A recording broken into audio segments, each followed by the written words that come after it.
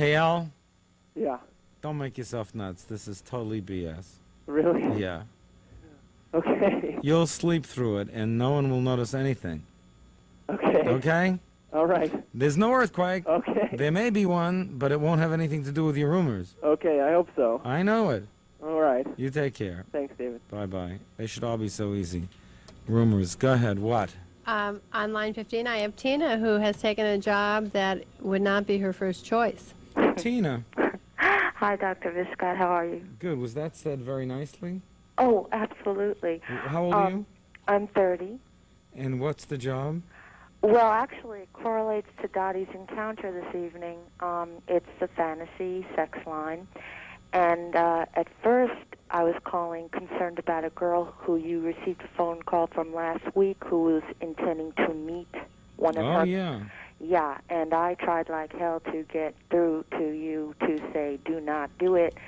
But I tried to convey that. well, thank you. I know, and it got me thinking, and Dottie, forgive me for diverting to her, but I empathize with your situation, and that is the reason I'm calling. I'm wondering if these sex lines are perpetuating encounters. Where do you draw the line? You know, I get calls as diverse as yours, some very romantic fantasies and some quite psychopathic ones. Well, you know... I feel like you, Dr. Scott, I swear to you. And I am major in psych, but I'll tell you something, and this is for all the women out there, because there's a power, there is a power we have in dealing with these men, in the sense that I like to call it phone foreplay. I use your line. What's really going on in your life? Because these men are not out to have an orgasm. These are men with low self-esteem. Who are lonely. Lonely, businessmen, rich. Yes, horny, who isn't? But the more taboo the fantasy, the further removing from love they are becoming. And wait. You're way off. The question that you raise is, yes. Is there a chance you may be doing a bad thing? Yeah, I like the it. way, Yeah. slow it down, turn it down. I'm New Yorker. I know. I can hear it. Are you doing a bad thing? Don't come at me with an immediate answer. Are you doing a bad thing?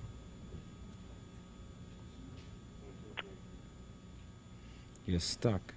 Yeah. That's the problem. If you're stuck, there's enough doubt to lower your own self-esteem. Oh.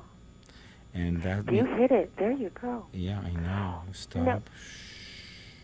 Everything's okay, but you're in the wrong business. Of course.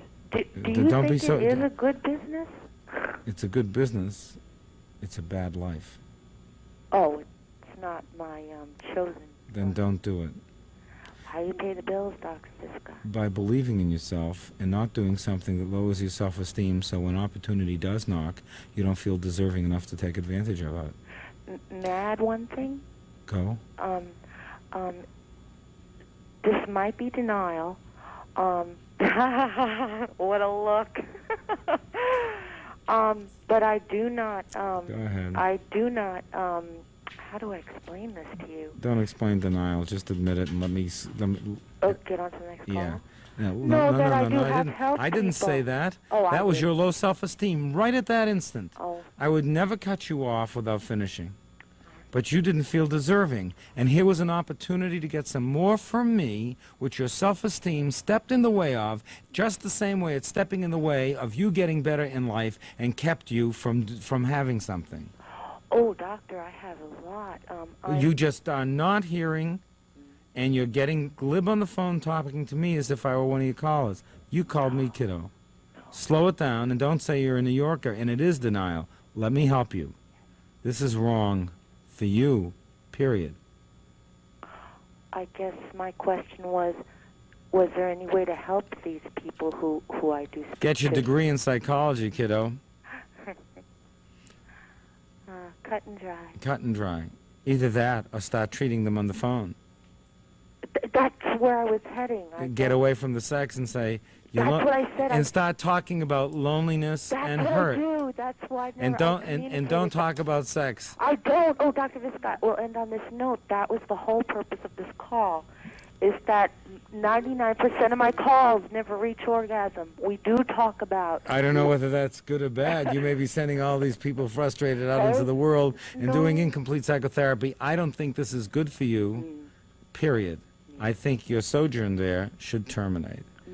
Yes. Okay? All right. I just hope maybe along the line I helped one or two. That's what you're unpacking your heart with, to quote Shakespeare. Ah. Thank you, Doctor. See Hamlet's soliloquy. Must I, like a whore, unpack my heart with words? Oh, that's just too solid flesh with now. No, that's another act.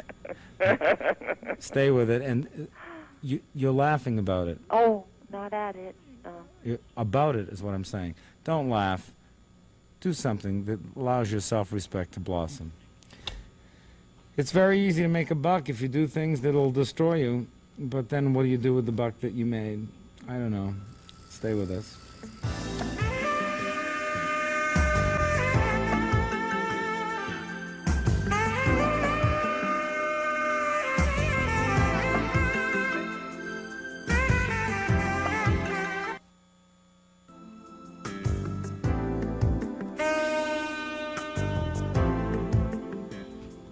It's funny how shows take shape. You never really have an idea of where they're going. And all of a sudden you have people come in with just the strangest things. You know, here was this woman who was so educated and so articulate, and then one of the last things she said was that 99% of her phone sex customers don't reach orgasm. So I was thinking, if she really needs that job, I hope that her boss was not listening and recognizing her voice, because that's probably one of the I think her givens. boss only cares about the length of time the person is on the phone. But don't you get callbacks in that business? Don't I think I that's never how that made a works. call. We ought to call one of those people on the air. No, we ought to No, not. I I'm don't think sorry. we should do Sorry about that. Everybody in the booth, I know, went, oh my God, what's he going to do now? Go ahead, what's up? But that's their job in the booth. On line 8, we